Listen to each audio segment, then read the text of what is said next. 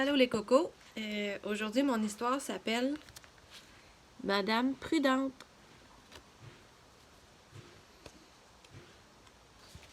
Madame Prudente avait vraiment de la chance. Elle habitait un pays où le soleil brillait toute l'année.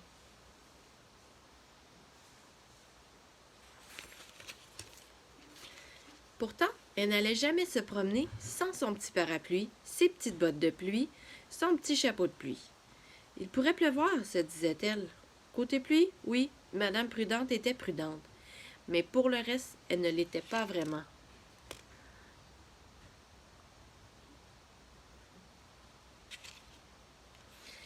Elle ne l'était même pas du tout. Mais personne ne le savait. Évidemment, elle n'avait jamais eu d'ennui. Pourtant, elle aurait pu en avoir. Tu vois comment elle descendait ses escaliers? C'est pas une bonne idée, ça, glisser sur la rampe, hein?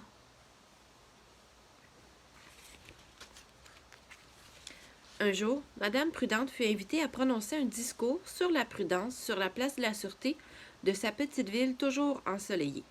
Comme d'habitude, elle se leva à 8 heures. Comme d'habitude, elle glissa sur sa rampe. Comme d'habitude, elle ne tomba pas. Comme d'habitude, elle fit chauffer de l'eau pour son thé. Regarde, elle est tellement prudente qu'elle a son parapluie même dans la maison.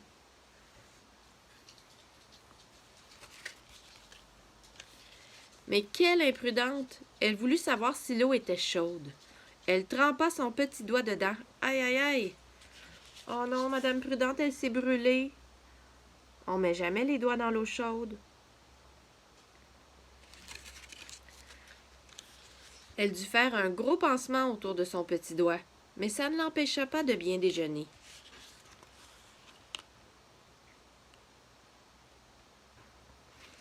Un petit message, on va l'éteindre.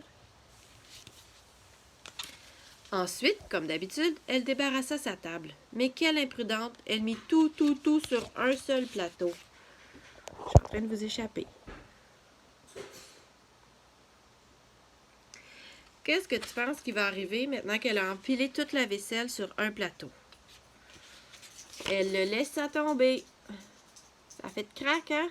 Tout est cassé.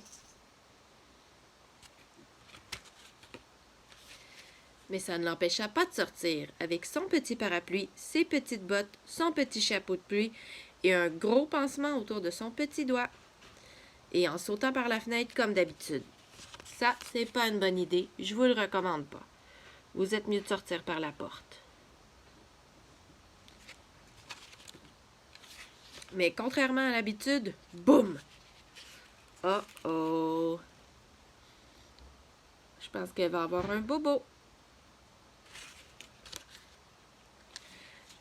Mais ça ne l'empêcha pas d'aller dans la rue, avec son petit parapluie, ses petites bottes de pluie, son petit chapeau de pluie et un gros pansement autour de son petit doigt.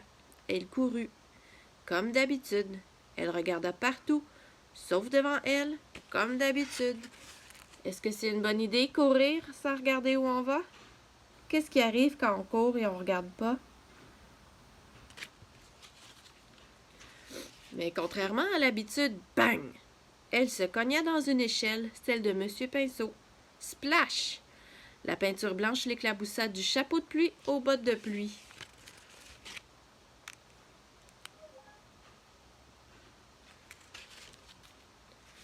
Mais ça ne l'empêcha pas d'arriver à leur place de la sûreté. Mais d'arriver à leur place de la sûreté ne l'empêcha pas de sauter sur l'estrade au lieu de prendre l'escalier. Beaucoup de soleil ici aujourd'hui. Boum! Elle tomba de tout son long et elle eut une grosse bosse sur le front. Mais ça ne l'empêcha pas de prononcer son discours sur la prudence. Et même pendant son discours, elle prit une sage décision.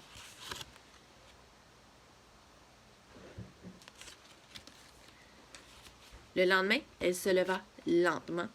Ensuite, elle s'approcha de l'escalier à pas prudents. Puis,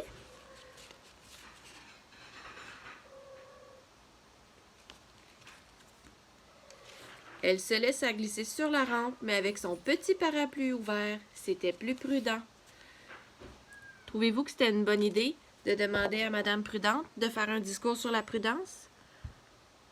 C'est pas vraiment la plus prudente, hein? Et regarde, on a eu de la visite pendant que je lisais l'histoire. C'est Alfred et Zoé qui écoutaient l'histoire avec vous. Bonne soirée les cocos! À demain!